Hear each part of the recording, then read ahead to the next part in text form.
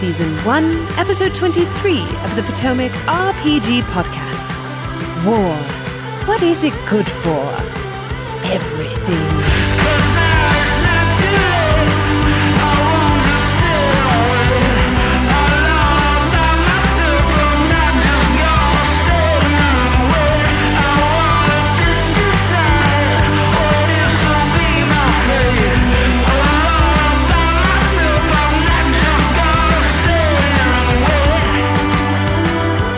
Welcome one and all to the Potomac RPG Podcast, your source for old news, tired conversation, and mediocre advice for all of your favorite tabletop role-playing games. I'm your host and Opportunity Attack, Adam.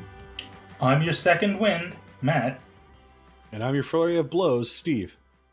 Nice to have you on, guys.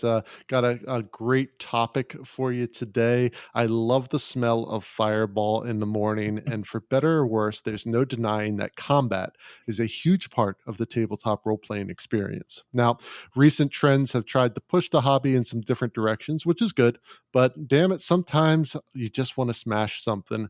So we're going to be looking at combat today. The nitty-gritty, the blood-spurting, bone-crunching aspect of our game that lets us all feel the thrill of battle. So, Matt, what is it about combat in tabletop role-playing specifically that's so appealing? Well, I think, first of all, compared to a lot of things that could come up in an RP session, it's a very direct challenge. Some creature or monster wants to smash your skull in, and you want to smash their skull in. And so it's very direct.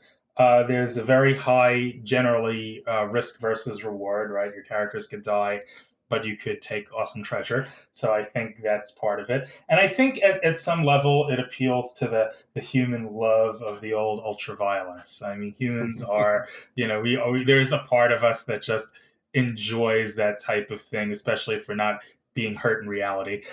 So Matt, I think that's, yeah. What is best in life?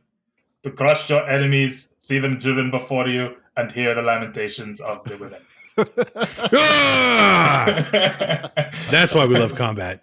That's a pretty good summary. So yeah, I think Steve could probably take it from there, but I think that sums it up nicely. Go for it, Steve. What is it for you? Is it the lamentations of the women and all that? I mean, lamentations stuff? of the people. I think we need to bring that up to the modern era. Update that. Update that. But definitely crushing your enemies, seeing them driven before you. Come on. It's the thing in like every action movie. Any sort of TV show that has, conflict over that. It's just a central, visceral life or death struggle. It takes everything. And like Matt said, it's the huge risk and reward. Everything sort of is balanced on the edge of the blade. How is this going to come out? And if you can do it right, you're taking risks, feeling a thrill in every moment. It's terribly exciting. In an RPG, every dice roll can impact the outcome of that combat, and you can succeed or fail, in a single roll. And there's just something really, really enjoyable about that. It takes it down to its most immediate essence. It's time. It's time to do or die. Yeah, I think just the being in a role like that swinging a sword or casting a spell is not something many of us get to do on a regular basis, and it's just that idea, especially when it comes to the melee. I think those frontline fighters have a tendency to really get into combat because the idea of you being, in armor and swinging a sword or warhammer and crushing your enemies is something that we could never experience in real life. And it's really neat to put yourself in that role and you can be a hero. Yeah. So I don't know. There's definitely a lot of aspects of combat, primarily conflict, which we know conflict is what really, makes a story happen. And hopefully with our combats and the questions that we have about combat today, we can increase that level of meaningful conflict. And in order to do that, let's get into our first question. The first post today comes from Reddit user Nairu, who asks, how do I make combat more engaging and entertaining? Hey, I'm a first-time DM, and I'm struggling at making combat engaging. I play with a group of friends through Discord utilizing the Avre bot for combat and roles, and essentially use theater of the mind. When it comes to roleplay aspects, my players have told me they have fun and enjoy NPCs and scenarios, but when it comes to combat, I've noticed the players tend to become a bit bored and unengaged. It is a party of 3 level 6 characters. Any tips as to how to make combat a bit more interesting? Okay, Steve, so this is a common problem with combat, and not only with D&D. Combat is tough in any TTRPG. So how does Nairu make combat more interesting? Well, the first thing I can say is that it sounds like they have a pretty healthy discussion back and forth about what the players like in the game. So maybe it's an opportunity to have a discussion with the players and see what they're liking and not liking about combat. But if Nairu here wants to just sort of come out of the blue and sort of offer some new ideas to solve the problem, it sounds like they definitely enjoy the NPCs and sort of the role play and scenario aspect of things. So maybe trying to focus on bringing some of that into the combat, and whether it just becomes, doing a little more talking during combat, having, throwing insults and challenges back and forth, and sort of letting that sort of character element sort of shine through, so that you're not just, typing on an Avre bot and having it, do the combat roles. I know theater of the mind can be a lot of fun, but if you're playing online, maybe trying, using a battle map. I think our tactical map has worked really well, actually, in our games. Absolutely. I mean, it's, theater of the mind's great when I'm sitting around a table, or even sometimes on Zoom with a bunch of friends, and I can whip my sword around, I can wave my arms, or I can stand to make this, cool speech, or I can do physical things to sort of help express my character. But if all I'm hearing is maybe someone over Discord saying, this is what I'm doing, and then they click, a button to roll something, and that either succeeds or fails, you're taking a lot of the steps out of it. And that's the whole thing about rolling dice using bots, and that I love still rolling physical dice, even though we play online during the COVID times, because that's just part of the excitement for me, is picking up my dice. Which one do I feel like's got the luck for me? Roll it, get to read the result, do the quick math in my head. It all adds to keeping me engaged. And so, it's be different for every player. But, those are a couple things you can maybe try out. And I don't know, Matt, aside from the, some of the battle map stuff that we've talked about previously, what do you think? Well, I mean, I don't know how their combat's going, so this is just sort of in general. But I think there's a couple of pitfalls that combat situations can sort of fall into. And one of them is pacing. I mean, he only has 3 players, so it's probably not that. But very often, you have players around, and God forbid you have a character with pets or a summoner or something, and they spend 5 minutes, trying to select which Pokemon they're gonna summon. Pikachu, I choose you. Yeah, I mean, that type of thing slows it down, and so that's always horrible when that happens. And a good DM's got to kind of keep that moving along and make the players have everything that they're going to potentially use beforehand. I don't think that's the problem here, because he only has 3 players. But I think the other big issue that comes up is, especially in D&D, and we kind of talked about this a little bit in our online discussions, is that that it's good when combat is more than just hack and slash, more than I hit, I do damage. The orc hits, the orc does damage. That actually can get very boring. And I think it sort of helps. And I think in recent years, I tend to think of combat more like a tactical puzzle.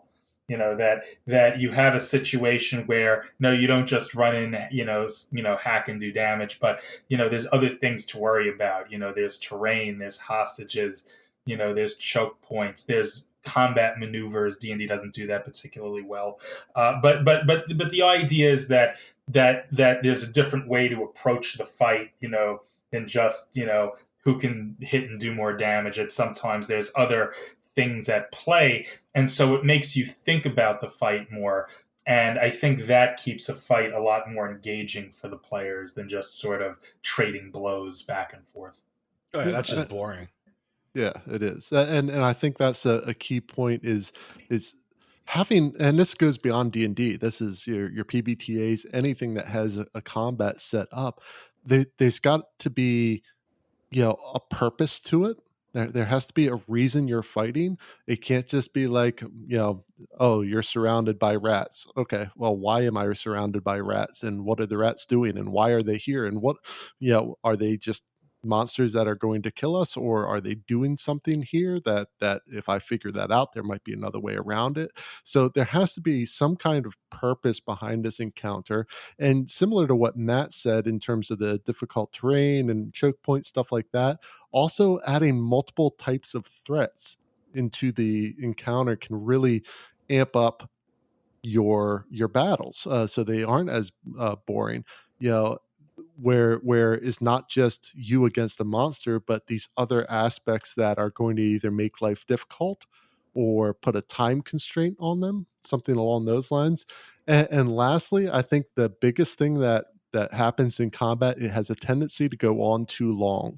If you can get out of that combat at the first opportunity that makes sense, that's going to be good. If there's only one bandit left and there's, 4 group members surrounding this one bandit, there's no reason to keep fighting. That bandit is going to lose. So they either give up or they run, and then that sets up a whole nother possible encounter. But waiting until the last hit point is gone just drags it out so much. I don't know if that's what you guys see. Old school D&D used to have like morale rules in that. Yeah. Roll, see if monsters or bandits and that would stick around. I'm a big fan of, implementing something like that now, thankfully, or maybe unfortunately, really, when you have a bunch of cultists trying to kill people, they don't care about dying. I haven't had a great opportunity to have a lot of NPC fights end in let's run away just yet. In what I've been running, but I read about it, and I think it's one of those ways to really improve combat overall is to make the outcome something other than just this binary. You either win or you lose. Like I can go play, a computer game that has that. That's fine. I'm playing D&D because I want something a little more, and we spend so much time crafting these crazy plots and doing all these wild things, and then it's like when it comes into combat, it's like, we're going to die or you're going to die. And that's all there is to it. Doesn't make a whole lot of sense, really. Like rational actors don't do that. It's a whole other thing about PCs probably need to learn about running once in a while instead of hoping that they're just going to save them. Unless there's zombies. Unless there's zombies. There's certain kinds that are just going to stick around, I'm a devil from the hells and I can't actually die on the physical plane. So I'll stay here and try to kill you. Like that makes a level of sense, right? There's no need for it to bounce. But like if I'm some bandit, like shit, I'm not gonna get this coin. I'm getting out of here. Like I don't want to die. I just wanted some bread. Yeah. Which I'm gonna bring something up, and I'm wondering if you guys agree or disagree. My personal view is I hate random encounters. And the reason I hate random encounters, because you're basically rolling on the table, and whatever number comes up, you look at the book and say, oh, okay, then this happens. Well, encounters should be more than that in my mind. Like this should be something that takes a little bit of planning, a little bit of strategy from the DM's point of view to set up something that makes sense in a scenario. It doesn't mean you can't roll, prior to the game and figure out something that you could do if something comes up. But like this idea of, 2d6 spiders appear. Well, why? Why are they there? Why would that? Well, that's a bad random encounter table. That goes back to old D&D where it was sort of meant to be kind of a difficulty modulator. That our party can take maybe 4 or 5 encounters, and then suddenly you have a random encounter that saps your strength. And it sort of increases the difficulty level. I don't particularly like it either, but I do like the idea of extemporaneous encounters, like things that could the world's alive. You're not the only ones doing something, right? Like other things have to happen. But like part of the reason there used to be random encounter tables and where that came from is that it used to be like doing things in the dungeon.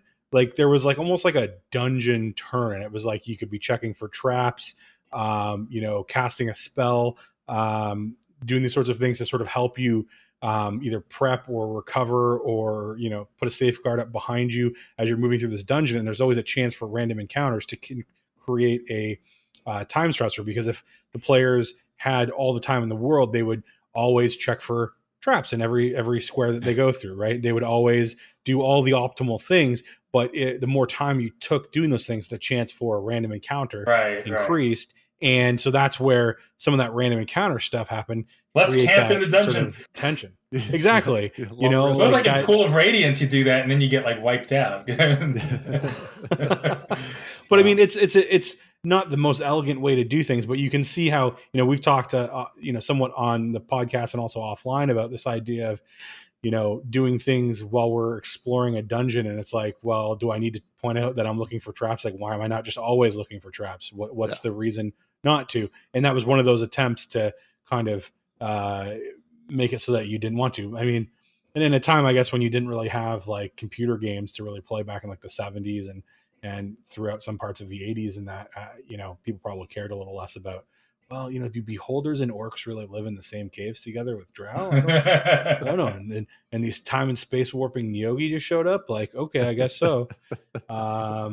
So they didn't have to make, you know, but I mean, you know, like more recently published like adventures, they do have, sometimes will have random encounter tables in them, but at least they, you know, usually have some sort of connective tissue to the story that you're telling or the environment that you're in. And then I think, you know, a DM who's kind of plugged into things, you roll that and it sparks something that you can use to spice things up. Because, you know, like Matt was saying, you know, the sort of extemporaneous, you know, off the cuff type encounters, sometimes those things do happen. Like the city's a living place, and the DM, you know, you can plot everything out, but you're never going to plot interesting, spontaneous things. That's kind of the opposite of planned. Yeah. So it kind of gives you a balance, and you can always ignore the role, right? Setting. I mean, it definitely, like if we're in Baldur's Gate, right, and suddenly, you know, you run into, oh, it's the Cult of the Dragon or something like that. You know, I mean, it really adds to the feel of the environment that this was something that could happen, wasn't necessarily going to, but it did. And, you know, you're I mean, it's not totally out of the blue, but you're also kind of winging it, and it gives a sense of, like Steve said, that the setting is very much alive. Yeah, and as a DM, and you know, Nairu states that they're a first-time DM. This is something that you'll learn as you kind of go through to spot areas for spontaneous encounters. So yeah, I'll use a personal one here because I'm just learning myself, where a couple of our players did some bad stuff to a town guard, and their path just so happened to take them past several guard posts, and they were recognized. I didn't plan that out, but I knew where they were going. I kind of saw that in the moment, and quickly on the fly built a conflict there. And the purpose was that the guards saw them, recognized them, and wanted to take them into custody. So now there's a conflict to resolve. And that's something along those lines is going to be so much more impactful than rolling on a table and for some reason this thing happens out here. It might make sense in the world, but it has no relation to what's been going on in the story. So, yeah, I think a lot of great ideas, Matt and Steve, in terms of things to consider. Hopefully that helps you out, Nairu. We would love to hear how your combats in your games progress here. So, you know, be sure to let us know. I have news here. Oh, and the sound of Ralphie, the news goblin, can mean only one thing. It is time for Potomac RPG News.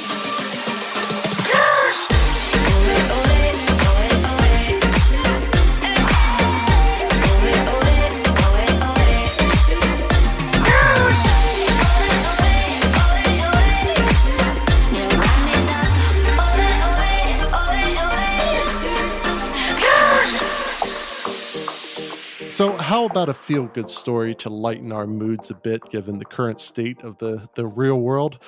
Here's an article that blew up last week about a man in Canada who has been DMing a D&D game for 38 years straight. That is a long-ass campaign. I'm looking at the article now. This is from CNN, and it dives in a bit on the history, purpose, and background of one David Wardhall. And starting all the way back in the first edition in 1982, he's been running a campaign that has taken him through all the different editions, though he says the rule set has been modified considerably through the years in response to their own play style.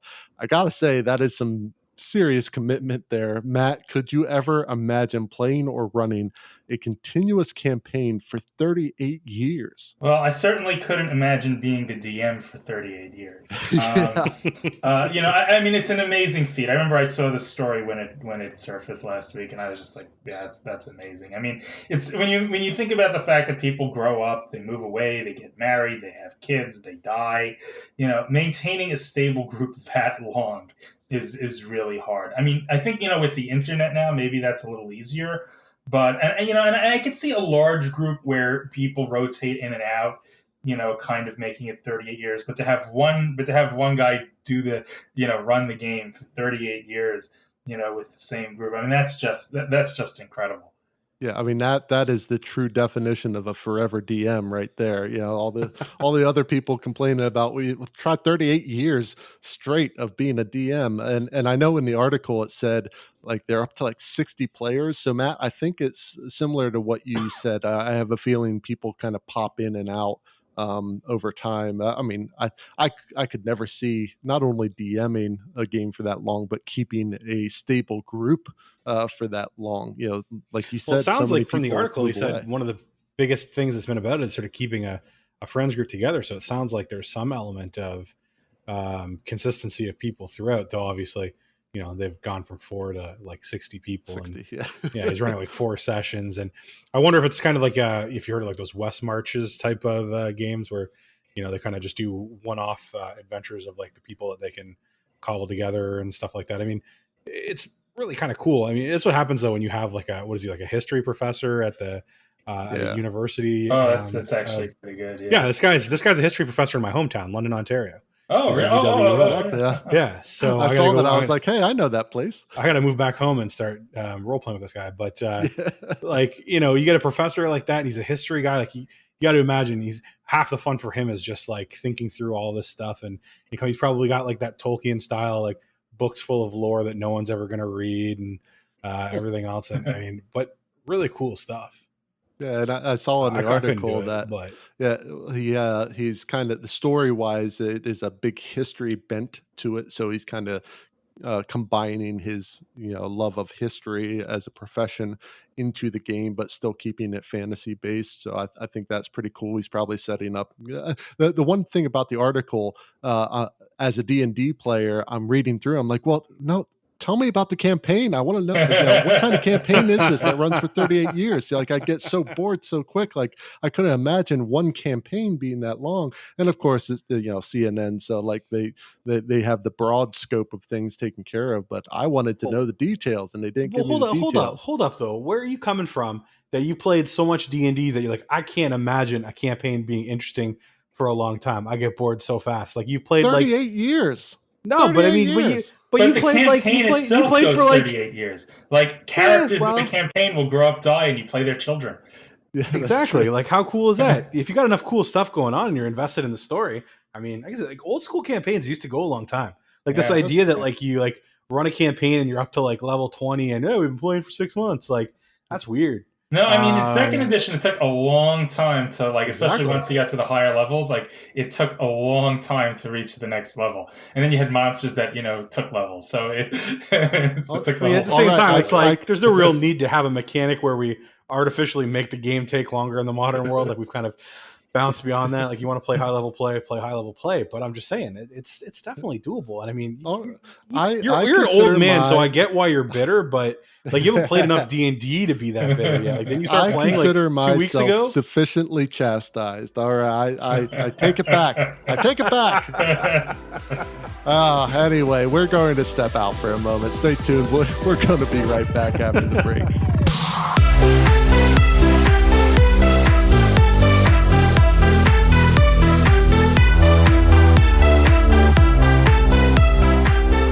As any tabletop role player would know, coffee is an essential commodity for those 4-hour sessions we all go through. And a great place to get that coffee is foundfamiliar.com.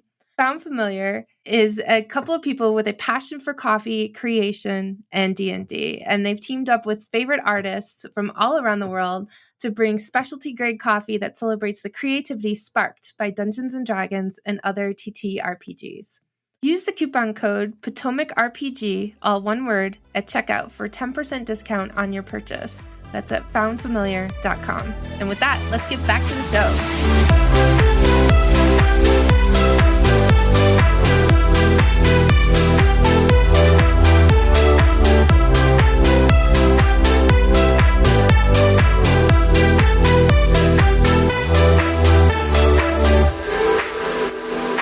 All right, how about another question? This post comes from Reddit user Jolly Roger Ninja. I remember the days of Pirate versus Ninja. Is that still a thing? I doubt it's still a thing, but I remember. He or she asks, how do I balance combat encounters for a party of 7?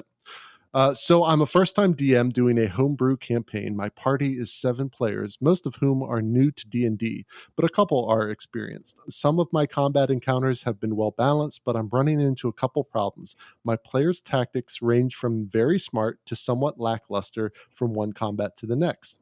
The party is 4th level, and the last mini-boss I threw at them wasn't a challenge at all. But in previous fights, I've had to tune down the monster's abilities, such as not using multi-attack in order to give the players a good shot at winning the fight without a player character's death. I want to keep the tension up, but some higher CR monsters might get a player character killed, which I'm trying to avoid at this point. Any tips for running combat encounters with larger parties? Well, this is apropos. We just so happen to have a group of 8 people giving us a DM and 7 players. Perfect to advise on a question like this. So, Steve, you've been running us through Avernus with 7 players. How do you manage to balance things? Okay, so here's my first issue with this question is that, you're trying to keep the tension up, but don't want to get a player character killed. These are like almost opposite things. If combat has no consequences, if combat has no consequences, then there's no tension, and and there's no reason to bring out all the cool tactics or get really invested because you're going to win. I'm sure we've all run combats where this is really a nuisance battle that came up because of RP or a random encounter or something, and we know they're going to squash the threat. And those are not terribly exciting. No one's doing anything too exciting, but you can wrap that up pretty quickly. But if you've got a mini boss, that sort of thing, you can't pull punches. Avernus is, I don't run it as written, but if you do, and you guys shouldn't know this because you shouldn't be reading spoilers, it's a very deadly campaign in a lot of places, and people have gone on to like the Dungeon of the Dead 3. It's like, it's like one of the most deadly dungeons they published in 5th edition, blah blah blah, and it can be. Sometimes you just got to throw your players at that and see what they do. Have something in your back pocket for what if this goes really sideways. But challenge your players, and in terms of running combats that are going to be more thrilling and exciting. There's a few different things you do. One, what I do is really I just fine tune as I go along. Like I throw you guys into a scenario that I have planned. I think this is going to be reasonably challenging for them, and this makes sense for the environment and the scenario. Part of it is starting there. If you guys are busting into a cult den and it's people live there and they're sleeping because it's nighttime, and you bust in, well, there's going to be 8 people in a room, and it could be a really challenging combat depending. Plus exploding zombies. Plus exploding zombies, yeah. And that's just part of the world that you're in. But you're the DM, so the players don't know what the stats of the creatures are. So if you feel like you really overdid it and they're just mopping through everyone, well, maybe let them mop through because they need that victory, and it'll butter them up and think that they're really awesome, so you can bring them low later. Or you fine tune it and start making it a little harder, bump the hit points. They're not going to know. Change some of the abilities of some of the creatures on the table. Just because you might be using similar models or describe them similarly doesn't mean they're all going to play the exact same. So that's another way you can do it. And then things like this mini boss encounter that was really easy. Well, what you need to just manage your players' resources. They have some at will abilities. There's going to be long rest abilities and short rest abilities. Well, try to burn out as much of their long rest abilities as you can with some challenging encounters, and don't give them these opportunities to rest too much, and that'll keep the tension up because they're constantly deciding, well, do I want to use this spell now or should I save it for later? If they have used up their resources, well, suddenly that mini boss encounter is going to be a heck of a lot tougher when you're spamming cantrips and you don't have a second wind for your fighter and everything else. Yeah. Well, Matt, I know you've got some DM experience Yeah, as well, and yeah. even So as a player yeah, I used within to have Seven the years. opposite problem. I used to have players that were like, optimized power gamers, and it was a challenge. I had to like up the difficulty incredibly. And this is in second edition, to give them a challenge. But I think when you have 7 players, it gets hard because obviously D&D default tends to be, kind of stacked for parties of 4 or 5 or maybe 6. So when you have 7, you tend to overwhelm by sheer numbers. So, I mean, aside from just increasing the number of monsters, I mean, one thing that, can happen in the dungeon or due to plot or due to the players is the party gets split. I mean, Steve knows all about that. I mean, we split, I think, 3 ways. And then instead of one big encounter, you have a bunch of smaller encounters, and those tend to be easier to balance. There's also other things, you can do, like if you have a lot of players, I mean, you can throw out just more mooks, to kind of keep a couple of the players occupied so they don't all gang up, or terrain that prevents the players from ganging up. But another thing that I think you can do is I think there's, like Steve sort of alluded, is you can kind of change the stats a little bit of your monsters on the fly. So maybe you're being overwhelmed numerically, and suddenly this monster, if it makes sense for the monster to have it, throws down like a wall of stone or a confusion spell or something that really breaks up the fight. That changes, not things that necessarily kill the players, but that at least temporarily takes some of the players out of the fight, and so the numbers kind of come back to a kind of equilibrium. That makes sense. I think another thing to keep in mind is a lot of times we run into it with our group. We have a tendency to run through monsters pretty easily. The DM often has to stack the difficulty a little bit for us. Instead of looking at how do I make these monsters more powerful or even more monsters, maybe consider taking things away, taking aspects of the battlefield away. So, for example, if you're looking at your party and it's primarily ranged, you have a couple frontline fighters, but the other 5 are all ranged attacks. Well, maybe set up an encounter that takes away or hampers the ranged ability. Windy. That way, you're not increasing the difficulty of the monsters, you're inhibiting the ability of your players to fight with their best option. And that can kind of balance things out a little bit there. Also, just in terms of, challenging them in a way that they aren't used to, and having things like Matt said with the difficult terrain, stuff like that, can really change a battlefield enough that you can then change things on the fly a little easier, or it makes sense a bit more. I don't know if I'm making it sense here, to be honest, but yeah, I think taking away things can be a little bit better than adding to.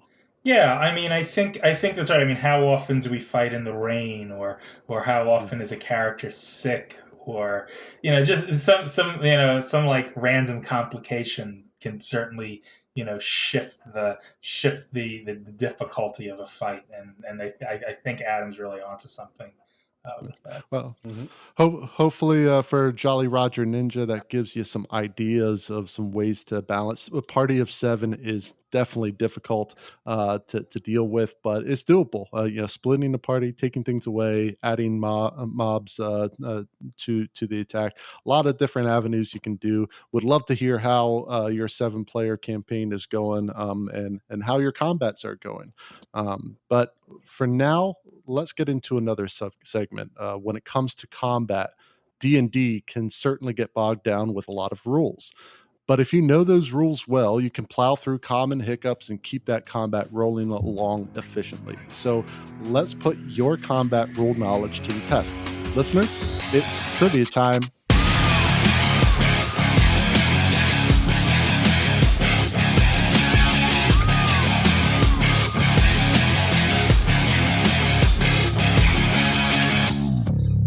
Welcome to Trivia Time, where we pit our 2 guests against each other in a battle of game knowledge and history. So here's how it'll work. I have a short quiz made up of questions from sageadvice.eu. They're multiple choice, but you're allowed to ring in early. If you do, though, I'm going to stop reading the choices and you'll have to answer the question without hearing the rest. You'll lose a point if you get an answer wrong. First one to buzz in gets to answer. You get it right, you get the point.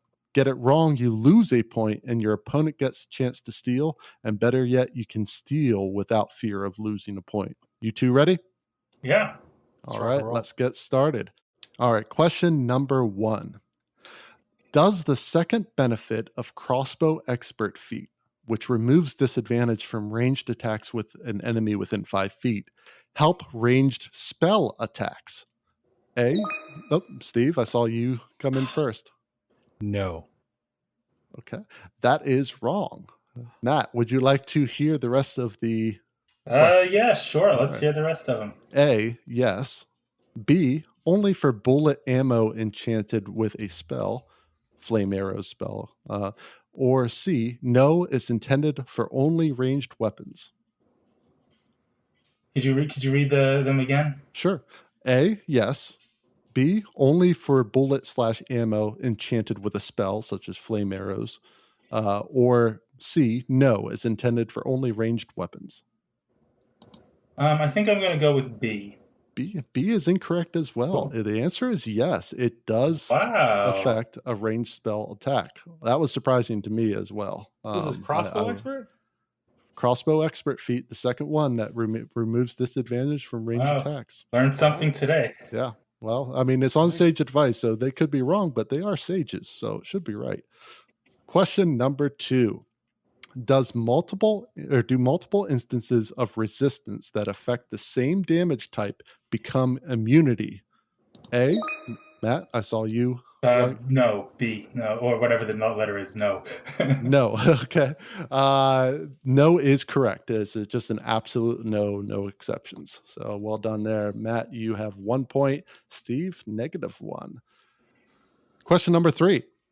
Is the dueling fighting style intended to support use of a shield? A, only battle master with sword and shield maneuver. B, only with a buckler shield. Or C, yes. Steve. Yes. C. Yes is the correct answer. Well done, Steve. You are back up to 0. So 1-2-0. Question number 4. Is it possible to replace a known cantrip? A, Matt, I think I saw yours first. If the answer is no. No is the correct answer. Well done. 2-0. Question number 5. Oh, hold up. Yeah. That's not true. That's technically not true anymore. There's class features that let you do that. That is wrong. 100% fake news. That is fake news because I know the artificer class is not. I just looked it up this morning because I was thinking about that for one of my characters. Yeah. Well, artificers you can change. Artificer allows it when you reach a new level for one of its class abilities, but I have a feeling this was probably written before that. But in general, no, you cannot replace a known cantrip because the only other options, Steve, are yes when you reach a new level for everybody, or only a wizard can replace a known cantrip. So still the best answer out of those 3 would be no. So it is 2-0. Question number 5. Can you make an attack action from a prone condition? Matt. Yes. But? Oh, finish the question. Oh, shit. Give a guess. Yes, but you're at what is this? No, you can't. You can't just you can't say yes and be done, and then you go. But give me a little more after you just gave a point for a question that's absolutely wrong. This is a bullshit quiz. Do you even read these things before you choose them? I mean, what's going on right now? This is. I mean. This is really maybe we should have a rule that you have to finish the question first or something. No. I think you should. You said yes. Yes is not one of the answers. You can't go. Okay, yes, but what, little buddy? Like you can't give him a clue. Well, now hold otherwise, on when I said no on the first one, you would have said no, but it does when because there's one of the answers was with your ranged ammunition and blah blah blah. You didn't even give me that. So I mean, you can't give But clues you- here. Whose side are you I mean, on? I No. think it's okay. Like, I think it's unfair to penalize me, but if you want to give it a 0 and let Steve come in with the answer, I think that's Oh no, okay. we'll just stick with the score. I just want Adam to Okay, know. you're not This is allowed completely to come illegitimate. in here and make a big fuss about things and then turn down the offer. That's don't be Hey, pulling. look, okay. my hand is working, so I'm gonna like jump in as soon as I can now because usually my hand doesn't work. So, All right, This is all right. very I'll tell you. rigged. Let's. Yeah, I agree with you, Matt. Let's back up. Let's say 0. I'm not going to penalize you, so you're still at 2. We're Steve, keeping would this you fight. like to We're keeping hear? this fight in the show. I love it. Oh, absolutely. Okay. Let's The do it. options are: no, you must stand up and attack. Yes, but you have a disadvantage on attack rolls, or only with a weapon with reach property. What do you think is the answer, Steve? What are we arguing about again? Oh, right, from prone. Prone, yes. What were the 3? I wasn't paying attention. I was more outraged about this whole clue aspect of A, things. no, you must stand up and attack. B, yes, but you have disadvantage on your attack roll. Or C, only with a weapon with reach property. Well, it's got to be B because it was yes, but Yes, exactly. Well done, Steve. You are Thank at you. 1 point. So 2-1. oh man, feels Question good. number 6. Can you stow a weapon as part of a move and then draw another? A, only with the 2 weapon fighting feat. B, sure, with a bonus action. Or C, no, you get 1 free interaction with an object during either your move or your action.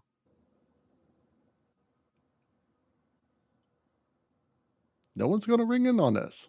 All Come on, right, would you- I'll Matt. risk it, and I'll say C. You get a free interact, 1 free interact. With Correct. That is the correct answer. You can either stow or draw. You can't do both. So yeah, well for the done, record, Matt. we've had like discussions about this in our games because it's one of those parts of the rules that is a little confusing. I think. What was the I- first answer? First answer was only with 2 weapon fighting feat.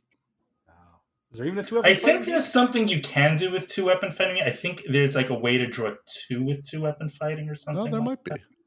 Yeah, you but I can't think it's like draw a on special stow. case. Two weapon Yeah. fighting is a fighting style. That's why it doesn't make. Well, any there's a sense. But fight. the There's the dual style, and there's the dual feat. wielder. The dual wielder. Yeah, one- yeah. Yeah, so you can draw or stow 2 one-hand weapons when you normally would be able to draw or stow only 1 with dual wielder. But it was 2 weapon fighting, not dual wielder. That's what tripped me up. Right. But even with dual wielder, you'd only be able to draw 2. You can't stow and draw at the same time, right? So you could wait. So all right. So like just for like, so you could draw 2. Could you stow 2? But you wouldn't be able to draw 1 and stow 1 because that's like trying to rub your head and your belly in 2 different directions. That is my interpretation of the rule. Yes. I think that's agree with probably that. like a spirit versus letter type Yeah, situation. I'd go probably. with the spirit as well. All right, moving right along. We are at 3-1. Matt is in the lead. Question number 7. Can you use extra attack to grapple, or does grapple replace your entire action? A, only with the grappler feat, you can replace multiple attacks with Steve, you're up. I'm going to say no. That I'm going to say that is correct. Grapple replace. Can you use extra attack? Grapple can replace one of your multiple attacks.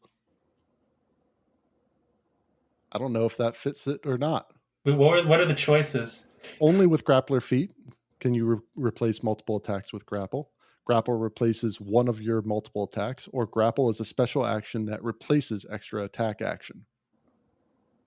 So I don't know whether Well, Steve if you is use the correct or attack not. action to I would grapple, say it's B. extra attack is something you can do when you're attacking with your attack action. So Yes. it says when you attack, you get to make 2 attacks. So you can't do anything that's something that you could do with an attack with your extra attack because you only have 1 attack action. And if you choose to actually make an attack and you have the extra attack feature, it gives you an additional attack while you're doing that. But if you didn't make an attack action in the first place because you grappled instead, you would never have had the extra attack in the first place. And vice versa, you can't grapple with the extra attack because you've already chosen to make an attack action to attack with your attack action. They really need better nomenclature for this. But yeah, I'm a little confused by the question. Yeah, come on, Sage Advice. You're supposed to be good at this stuff. Come on. Well, I'm going to say that you got it right. It is 3-2. Good job, Steve. Well done. Question number 8. Can you knock a creature out with a melee spell attack? A, only with spell sniper feat. No, only with a melee weapon. Or yes. Steve. I'm going to say no. That is incorrect. I'm sorry. Damn. Matt. It's all right. Can you repeat the choices? Sure. Only with a spell sniper feat. No, only with a melee weapon. Or yes. I guess we'll go with C, yes. Yes is the correct answer. Well done. I didn't Matt. know that. That was just process of elimination. Yeah. Thanks, Steve. 4-1. Question number 9. Like magic. That's a little tough, but I mean, it's magic. You can do anything. Number 9 is a wild-shaped druid immune to charm person and hold person. A, yes, or B, only circle of the land druid is immune to enchantment spells. Or C, no. It's a wild-shaped druid. None of us have gotten that far with druids in our campaign. I know, right? Come on, Steve. You gotta at least throw out a guess. You gotta try. Why do I have to throw out the guess? I'm not the one with points to spare. This guy's got points to spare. True. That's exactly the reason. Matt, let's get an answer, Matt. Come on. All right. To make it sporting, I will say that, even though I have no idea, I will say Circle of the Land Druid. That is incorrect. I'm sorry. Steve, chance to steal. What are the 3 options?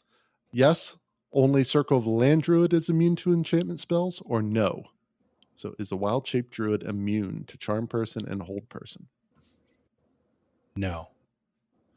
That is incorrect as well. Wow, yes, they are? is the correct answer. They are immune to charm person. Wow, we'll learn something today. Yeah. Because the whole thing that they keep part of it is like their brain and like their memories and stuff. So I would have thought for sure they're not going to get some like effect where they're going to be immune to that sort of stuff. But that's interesting. I mean, who knows? We could get at the end of this and figure out all this shit's wrong. But, Sage Advice says it's right. So, I'm going to go with Sage Advice. Question number 10. If you have the spell sniper feat and use the 3rd level... I'm sorry. That was a misclick. Go ahead, Steve. No. All right. If you have the spell sniper feat and use the 3rd level sorcerer metamagic ability distance spell, is the range quadrupled? A, yes. B, no, these 2 features don't stack. Or C, yes, but you must spend 2 sorcery points.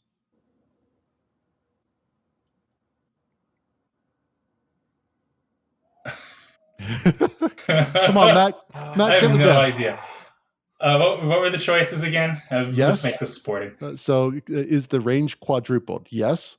No, these 2 features don't stack. Or yes, but you must spend 2 sorcery points. I'm going to say A, quadrupled, because the idea is just frigging awesome.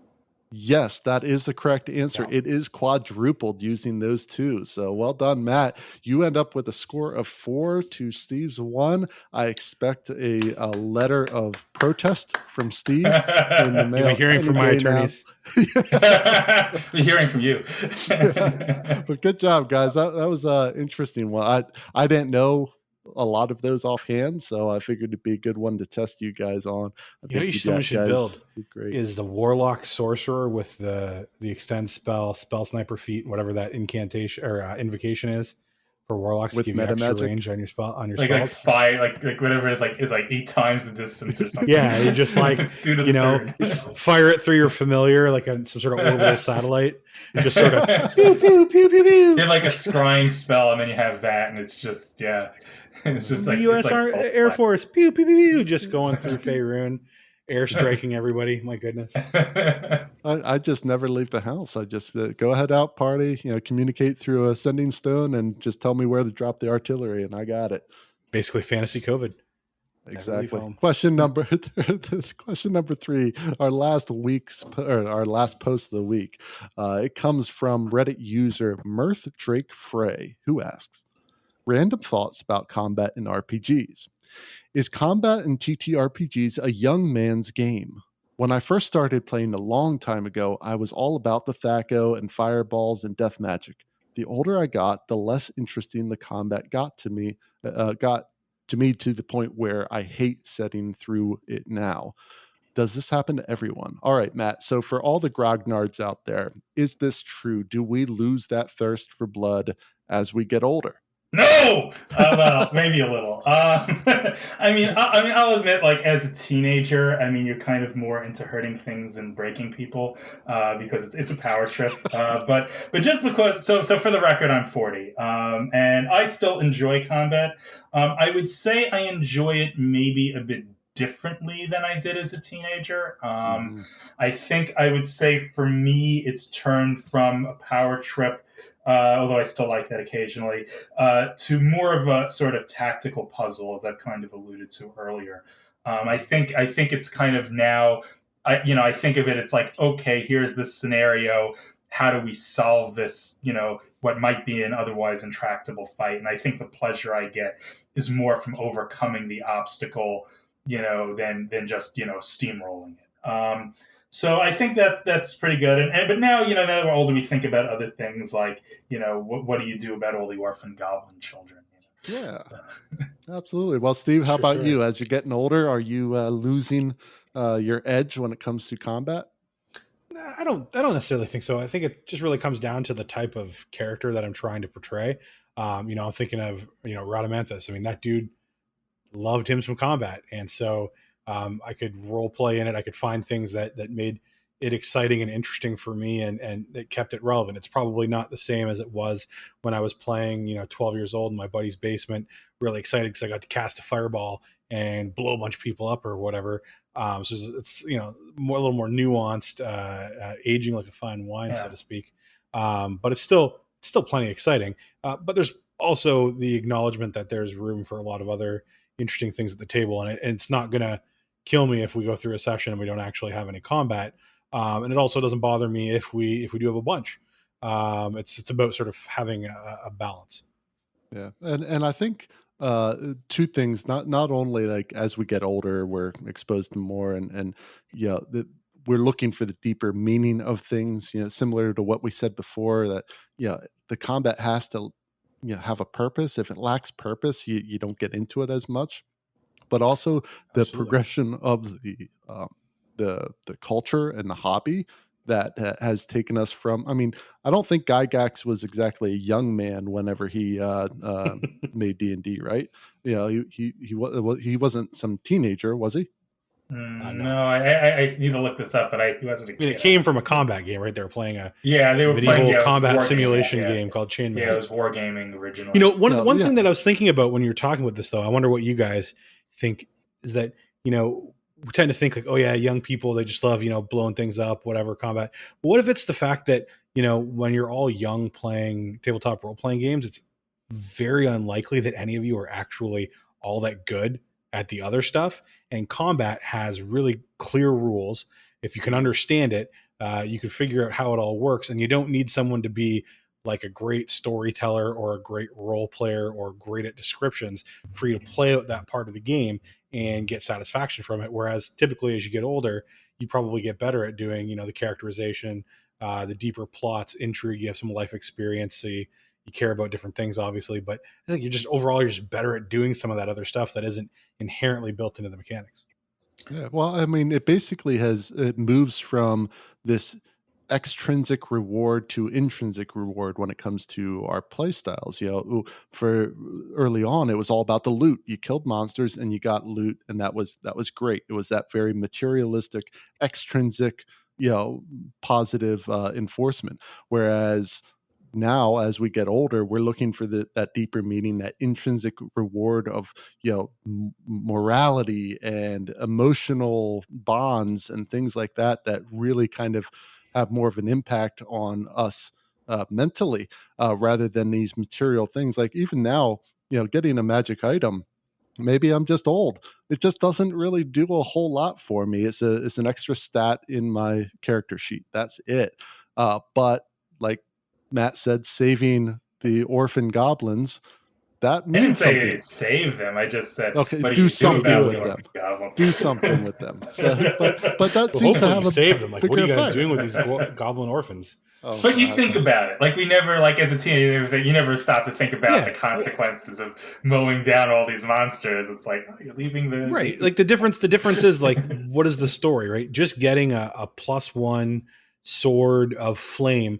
Okay, that could be cool. I can do something with that, but how much cooler is it? And I'm just, going to pull from my game because I've got examples there that are easy. How much cooler is it when you get the Shield of the Hidden Lord?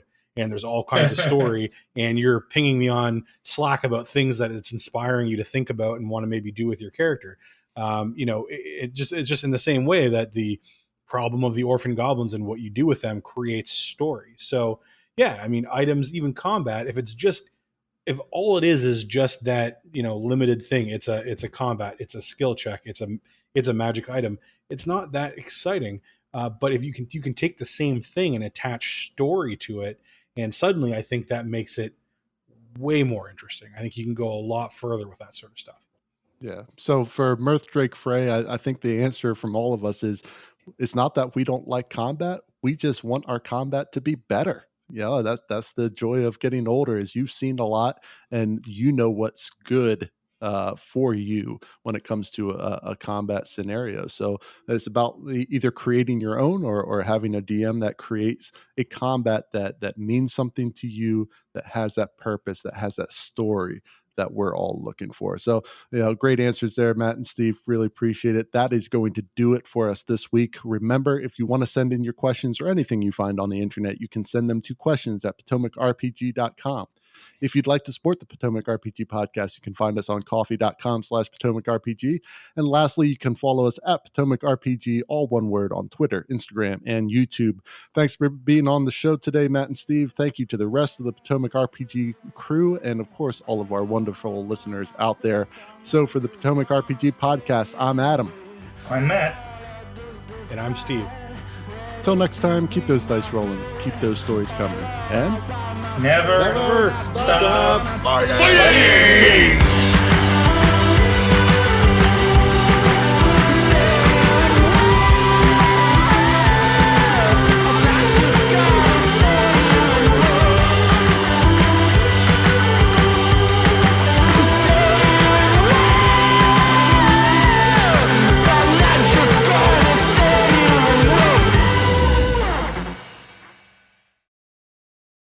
I mean, part of it was true. That was some bullshit, but also, I would have just let it go because, oh no, Matt won. I was trying to be non-combative. So.